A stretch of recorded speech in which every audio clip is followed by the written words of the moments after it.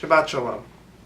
In this week's Torah portion, Pinchas, there is plenty to discuss. We read about Pinchas the Zealot. We read about the daughters of Zelophehad who want to inherit their father's property even though there's no mechanism for inheritance in a family where there are no sons. We also read about the calendar of sacred time, all of our holidays from the beginning of Rosh Chodesh, Shabbat, and all of our pilgrimage festivals.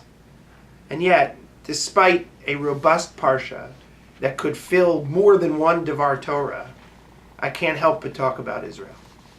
I am sure, like me, many of you have watched the television, looked on the computer screen at the internet, and seen just about every barrage of rockets that is being lobbed from Gaza into Israel.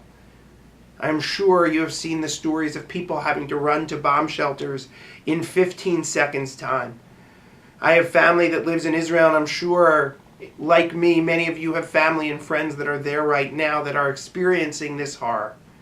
I can't imagine what it would be like to be awoken in the middle of the night to an air raid siren, having to wake my family and rush to the shelter so that we can be sure that we are protected. I'll leave politics for another time. But once again, Libi b'Mizrach, my heart is in the East. My heart is in Israel. My heart bleeds and aches for all of these young children who are growing up amidst war. My heart aches for all of these families who are spending their summer vacations running to bomb shelters, afraid of the next attack, not knowing when it is that their birthdays, their summer camps, their experiences are going to be interrupted by another bomb and another race to a bomb shelter. There has to be another answer. But right now, it's hard to know what that is. But there are ways that we can support Israel. There are ways that we can let our brothers and sisters know that in this difficult time, we support them. First of all, we can buy Israeli products. Second of all, I think most importantly, if you have friends or family in Israel, send them an email.